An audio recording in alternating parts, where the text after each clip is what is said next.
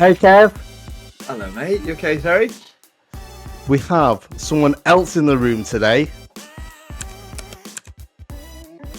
A very special guest indeed. Look, he's already flexing his pecs, pumping himself up. He's here, he's live, and he's direct. And it's our friend, our very good friend. Ken. So basically, for those that don't know why Ken is on the show, we asked around, we thought we would like to bring on some other talent to express their opinions about all the topics we talk about. But Ken, we have a really stringent policy on this show, and that is we need to go through a bit of due diligence. So I'm going to start that process now. Let's get that out of the way. Ken, are you Chinese? Yeah, I'm Chinese. Okay, great. That's due diligence done. So welcome to the show, Ken. Welcome. I liked how you introduced me then. You use the word talent, yeah, and not many people use that word to explain me. So thank you, Tez. No, I think you are a talent. You're a true enigmatic, enigma character, isn't he? Yeah, I like that. He's an enigma. So every week, Kev and I get together and we talk about what we've been up to this week. Kev, what have you been up to this week? No, mate, it's been one of those weeks. I was in town just having a look around, and I noticed stuff was just getting a bit more expensive and stuff was creeping up in cost. And everywhere I was looking around, I could see people of a certain Asian persuasion. When we were out shopping last week, it was really evident that stuff was just getting more and more expensive. Stuff like perfume selling for hundreds of pounds, skincare going for the smallest quantity for again hundreds, hair dryers 300 quid, just unbelievable. This jacket here from All Saints 700.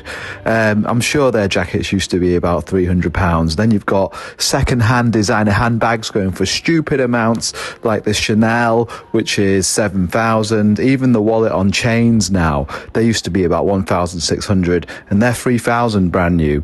You've got LED skin masks, stuff like this going for 400 quid. Tiny little collectible figures, £99. I mean, it's just getting out of hand. I have an addiction to nice looking jackets, so we thought we'd take a look. Stuff like this, Arc'teryx windbreakers going on for £400, the thinnest little thing. Even Balenciaga hoodies reduced from 750 to 550 quid. Who's spending 550 quid on hoodies? So my question is, how much of this is driven up by the fact that China's economy has come up and there's loads more people able to buy these expensive items, and the brands can just push up their prices to whatever they want, double, triple what they used to be? It just seems crazy at the moment.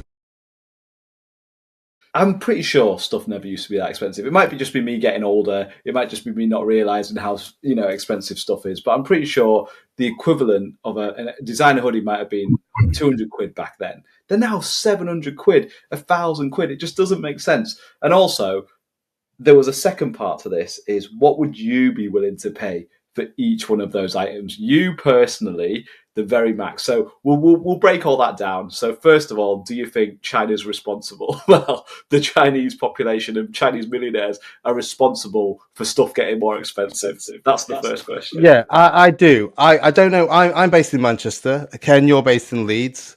And Kev, you're based in Newcastle. I don't know what shop that was, but it was on a bloody expensive one. That's what it was. Yeah, exactly. Yeah, but it reminded me of Harvey Nicks or Selfridges. And if you walk into Selfridges in Manchester, either the Trafford Centre or the one in the city centre, you'll find that there are Chinese instructions all over the place. The whole place is just catered for a Chinese audience. They've even got Chinese, presumably student people working there to help convert some of the Chinese audience. That's right. So absolutely, yeah. I think it definitely is created for that audience. What do you think, Ken? Go back to that video, yeah. So you did go to a very expensive place. It did look like Harvey Nichols or Selfridges or some shops that I've probably never been in myself, yeah. So you're shopping at the wrong places. If you want to find a bargain, I'll take you to go get a bargain. I think in correlation with, has the Chinese inflated that market, that scene? Yeah, I think so, because I don't know if you've probably been to the Bicester outlet in in South near Banbury. the place is like China. Like you go It is. there, It is. It's mini Hong Kong. Mini Hong is. Kong, mini China. It really is. you get one little Chinese lady with like 5 suitcases. I'm like, what's she doing? But she's actually going shopping, buying up everything and putting in their suitcases. So, and that is the first time I've ever seen like just a place full of Chinese people buying high-end stuff, spending ridiculous money, and it's slowly filtering to to Manchester, Leeds, Newcastle. I see it. Yeah, I see it. I've seen Instagram accounts set up for people going to Bicester Village. So there's people going to Bicester Village and then showing stuff from Bicester to buy for other people. So they become like a buyer. So they might jump on and say, oh, look at this Burberry jacket. It's 400 quid. Does anyone want one? So then they'll buy it for 400 and then charge someone, say 50 quid for like, these accounts are thousands and thousands of followers. But why is that though? What is that because the brands aren't available over there, or the discounts aren't available in Hong Kong?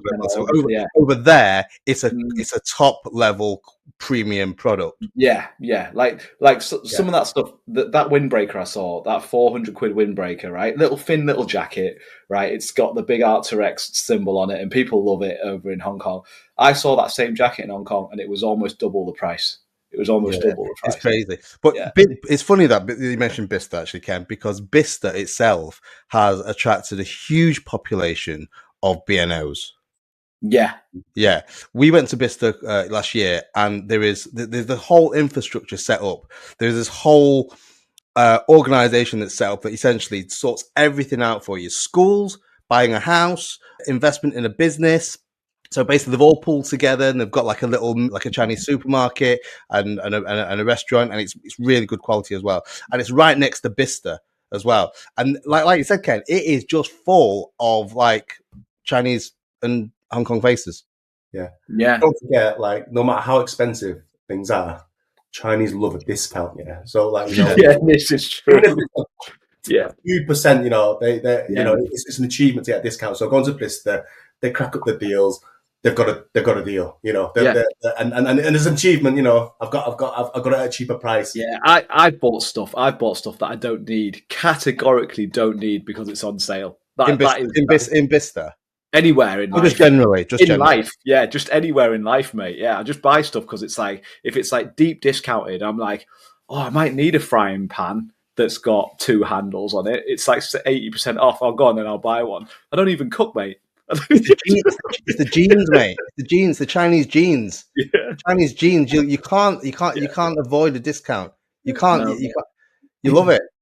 Yeah, that's right. And you get these same Chinese people that come here, getting a discount, right? Paying thousands of pounds, thousands and tens of thousands of pounds, and then they'll go to Hong Kong to ladies' market, and about something that costs $50, which is about 4 or 5 quid. Do you know what I mean? Yeah. So it's not about the money; it's about the discount. I think it's about the winning, isn't it? It's about the feeling that you've won that exchange, that you've won that bartering. Do you know what I mean? Yeah.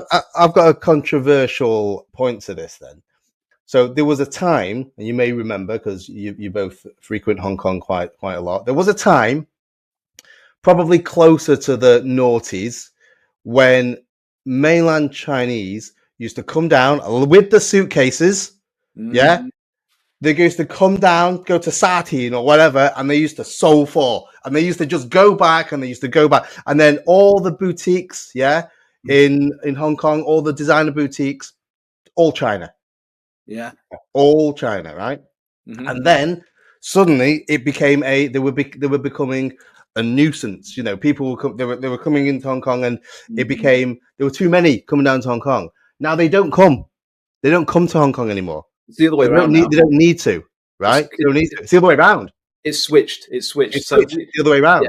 Yeah. So is that demand? So you go to all the high-end malls in Hong Kong, and nowadays it's nowhere near as busy as they used to be. Nowhere near. In fact, loads of them are closing, right? Yeah. So my question is, that same demand now is happening here in the big cities, in the Londons, in the Manchesters, the Leeds, and the Newcastle, wherever, in Birmingham's, wherever, Now that's happening now.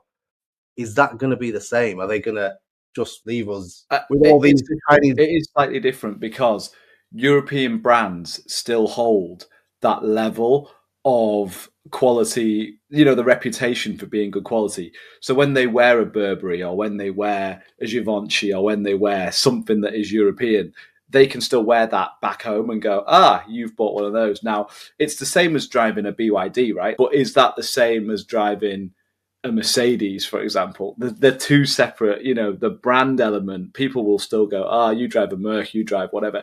And yeah, that completely exists for Chinese people wearing their own brands and holding their own brands. They would rather hold a European brand because it holds more weight in terms of how they appear to others. So you're saying that the Chinese don't value their brand as much as what you're saying? Correct. Yeah. I think. What about people in Hong Kong? I think the opposite. Is that the brand is brand. I think for Chinese people, brand is everything. Like, if you tell someone, someone's got money, they're willing to spend. Yeah. And if they believe the brand is the brand to have. Like, I know for a fact, you've probably seen it, the Chinese people, they love Clark's shoes, Clark's. It's not bad, it's not bad manufacturing, but it's also not the best. There's plenty more others, But I've got loads of relatives in Hong Kong. Every time I go back, I say, Clark shoes. Make sure you buy me some Clark shoes. Yeah. I can do, but... Is that because it's a European brand? It's because they believe it's a good brand, right? It's a British brand, isn't it? It's a British heritage brand. See. So because because Clark's is a British brand, it's seen regal. Correct. Almost. Or quality shoemaker, a British quality shoemaker. Do you know what I mean? Yeah. Well, it's Clark's, it's just Clark's. It's like Marks and Spencer's. The people believe that Marks and Spencer's do good quality clothing. Yeah, I mean, Marks and Spencer's is good, but over here it's just high street. But is Marks and Spencer's in Hong Kong or China, if they're even in China, a higher end brand? Is it? It is. Yeah, it's got a bit more of a. It's better than. Yeah. It's got a bit of a rep. Yeah, definitely. Right. I see. Again, it's because of that belief of that brand. Yeah. If we're talking about branding, why do people buy Apple iPhones? People buy it because it's Apple. Not because they know what it does. They just buy it because everyone follows brands. Yeah, everyone follows brands. But is it enough to have a brand to spend 500 quid on a hoodie? I mean, I would never do it. I'm never. I mean, like, sure. I bought stuff for £500. I bought stuff on sale. Right? Like, people that know me will know that I do like some nice clothes, like every now and then. But I'm not. There's limits to things, isn't there? Right? And I think T-shirt. What's the maximum you'd ever spend on a single T-shirt? We had this conversation a couple of episodes ago. In fact, the first episode, and that was the fact that Chinese like to buy things for the brand, which is what we're talking about. But I think different people value different things. Like, for example, you will get people who are literally head to toe in some designer Gucci LV print, right? Yeah. No taste, right? But then there are the staples. Some people value a T-shirt because that's all they'll wear. But some people will buy a Zara T-shirt with a designer jacket, for example. Yeah. So it's the pieces, right? So a T-shirt, what's the highest you'd spend on a T-shirt? I'd spend fuck all on a T-shirt. Like that. How much have you spent on a T-shirt, and how much are you willing to spend on a T-shirt? Let's go. Ask those two questions, right? I wouldn't spend any more than 100 quid on a T-shirt because the T-shirt for me doesn't get shown enough. Yeah, I would say 90. Yeah, I've bought 80 quid T-shirts before, but I don't like it. Like, I wore it and I was like, why did I spend 80 quid on this? So I'm gonna go 50, 60 quid is the maximum I'd spend on a T-shirt. Is that a polo shirt as well? Is a polo shirt included? Yes. Yeah. Right. Right. I think when you ask that question, Kev, like, what have you spent and what are you willing to spend? That's a yes. No, what are you willing? What are you willing? Yeah. So right now in my life, I probably wouldn't be willing to spend over 40 quid on a T-shirt, right? Yeah. But rewind 20 years ago, I spent 150, 200 quid a T-shirt. Yeah, so I know you have. It's not. It depends on what your priorities in life. Obviously, we've all got families now. There's no chance I'm going to spend 100 quid on a T-shirt. No. No.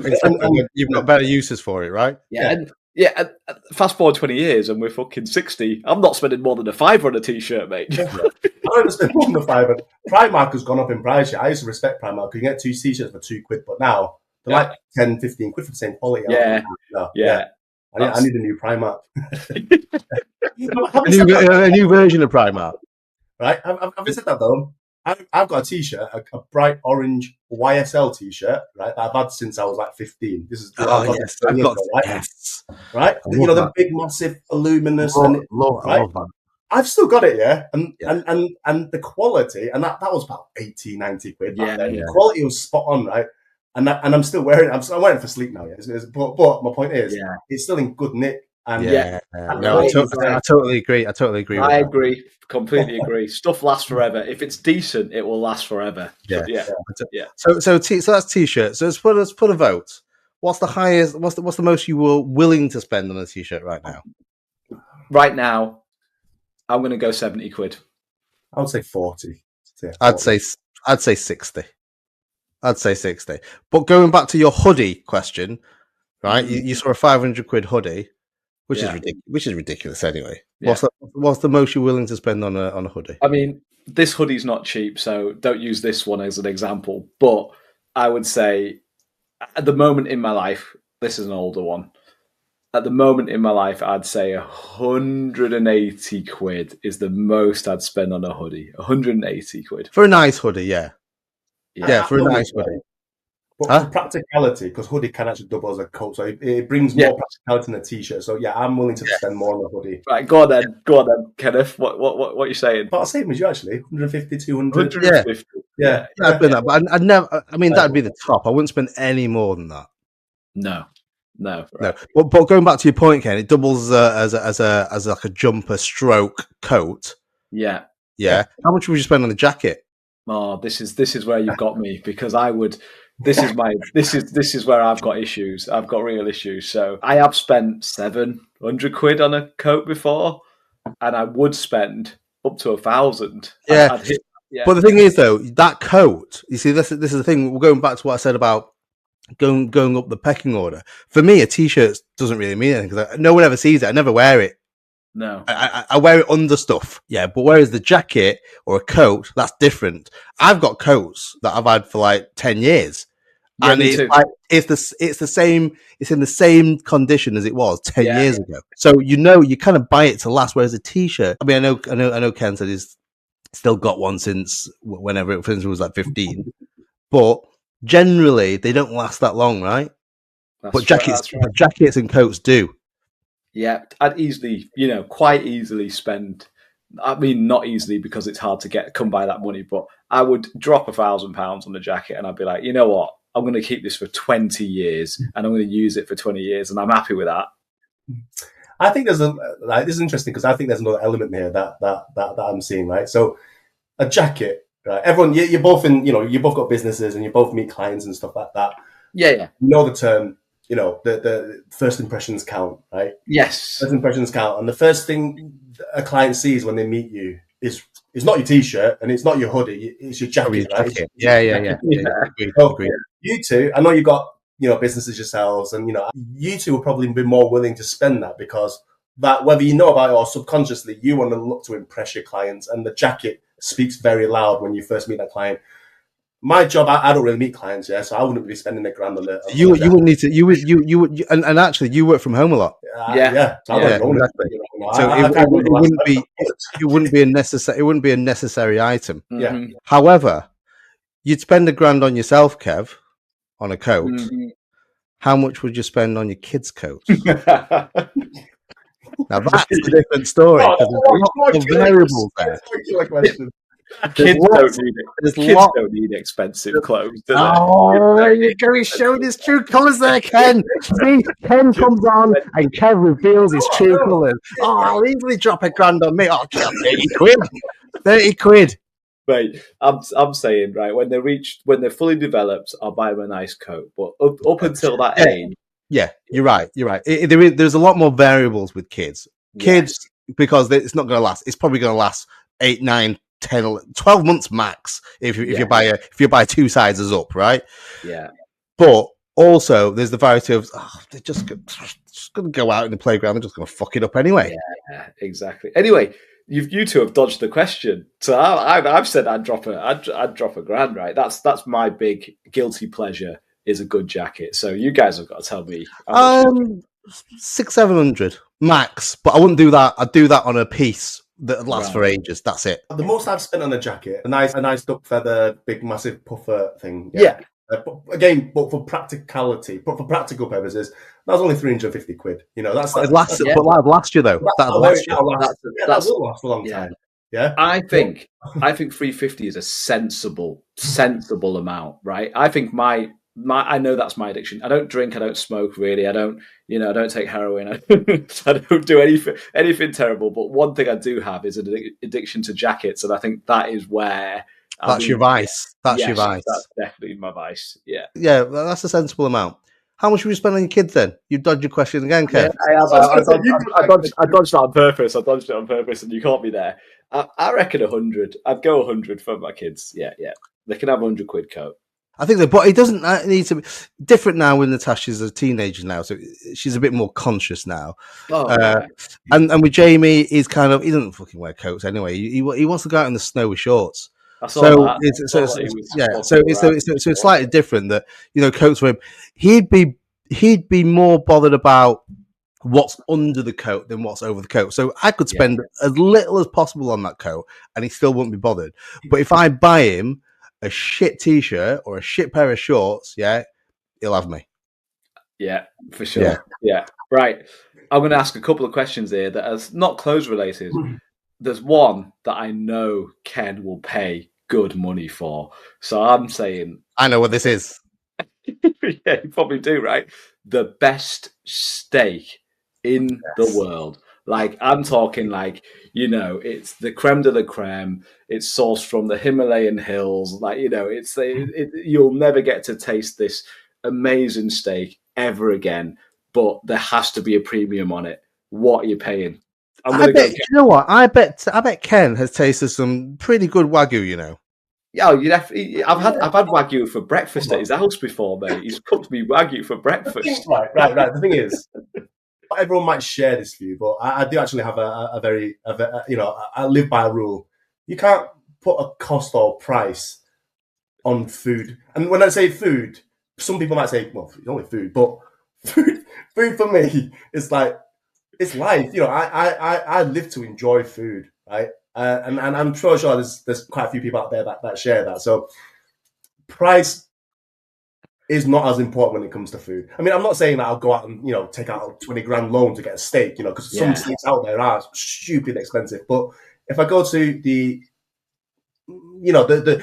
nicer restaurants, place that might sell a steak for $200-$300, wherever you are, or in England, I would try it. I would try it purely because it's pricey, but it's not something that's going to break my bank account, or it's not something that the kids are not going to get fed the next day because I bought that steak. I get it because I want to experience that steak. I want to experience that Wagyu. I want to experience that because I love food. To say you've experienced it, or to the actual tasted experience. There's a fine line there. There's a fine line. To say that you've tasted $600 steak that was gold, or saying it doesn't bother me. It's the taste. It's the experience. It's experience. And even if it doesn't taste nice, you can say, you know what? I've tried it. I've tried that. I'm not going to come here every weekend or whatever, but I've tried it. It's nice. Or it could be, that's amazing. So, well, for me, Kev, like steak is right up there with air and oxygen. It's bloody important. Yeah. What's the most you're willing to spend on a steak now, Ken? You go out. There isn't budget. There's no limit to the budget. Money is not an issue. Let's go out. Let's eat like kings. I don't sound pretentious or anything like that. Wait. I need to stop because I think we need to come to Ken last because I feel like he's going to say something audacious. So should we go to me and you first, Terry, to get a sensible barometer of what is normal? What a reasonable amount to pay for a steak? Yeah. You see, for me, steak, unlike seafood, is a very different type of food. I think you can with steak, you can get to a level that is great, but at the end of the day, it's just steak. You're singing into Ken's most two biggest loves here, steak and seafood. So you're putting two really, things that he loves against each other. But the question remains, right? What's How much would you pay? highest? How much? I'm going 250. I'll pay 250. I wouldn't pay that much. I wouldn't pay that much. Really? 150 for Right. 150 for an experience. Kenneth. That's a key word. Experience, right? Yeah. So that's throwing in another element to the whole, how much would you pay? Because we know there's nice restaurants out there that you probably pay premium for mediocre food, right? So yeah, I'm not talking like New and Carter. I'm talking like high end stuff, but like even that Michelin, yeah. I mean, again, it's I don't go eat Michelin restaurants every time, all the time, but I'm willing to try. Only every other week, Kev. Fucking hell. That's it. No, I'll probably say the same as Kev. On if I'm going out, have a steak, probably 250, 300 quid. Is that are you going out for a meal and it's a steak place? You're going for the steak. Yeah. I wouldn't get a steak if it wasn't famous for steaks. I wouldn't go to a pub and of course, I wouldn't do that. That's rubbish. They're frozen steaks, and they shouldn't be selling steaks. So if you go to a proper steakhouse, even if it's like Fazenda, the Brazilian steakhouse, places that are purely famous and are known for steaks, yes, in those places, probably up to about 300 quid. What about a place like Hawksmoor as an example? Yeah, Hawksmoor's good. I'm basing this on basically Hawksmoor is that you go to Hawksmoor and you get the best cuts, and maybe it's the way they cut it. I don't know, but there's a limit. It gets to a degree, and you think it's just a steak. Yeah, but Hawksmoor's still not Michelin, is it? No, it's not by any stretch, but it's famous for steaks. It is. Yes. Yeah, it does. It does other things, but you go for the steak. You know what I mean? Yeah, absolutely. So what are you saying, Ken? 250? Yeah, 250, 300. But again, it depends. Like say for example, you're on holiday. Yeah, you're on holiday. You're there to splash it. And if the opportunity came along and, some sort of guy took you to, this is this got sold on a steakhouse that is renowned, then potentially that limit will go up. It's just a given. You're on holiday, you want to experience it, and if it's an offer, why not? It could go up to 500-600 euros. All right, that's good. Wow. So you're saying 250. Ken's now saying 500-600. Yeah, I heard he went up to 500-600 just because some guy told him it's the only time he'll taste this 500 quid steak, and he's done it. I'm holding him to 500-600.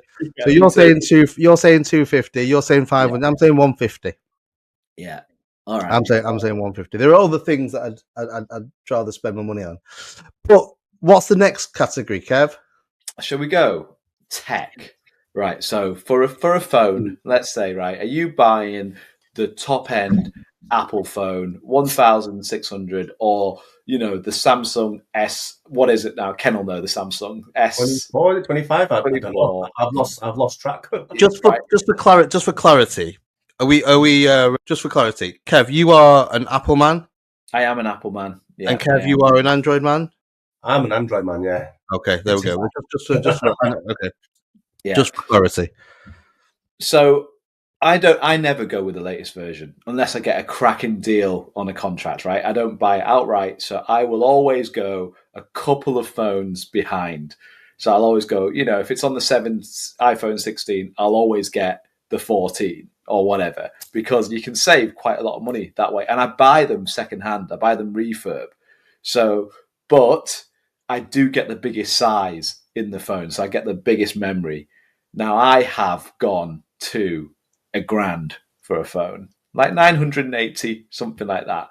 But I pay it off over, say, 24 months or whatever, and I will keep that. You do it like your contract, basically. You do it like your plan. Yeah, exactly. Yeah, exactly. So I will go to 980, but I won't pay it in a lump. I'll pay it off over 24 months. So that's tech, right? What you paying? What you saying for your phones? Go on, Ken. This is. I think the question isn't. I don't think the question is the amount.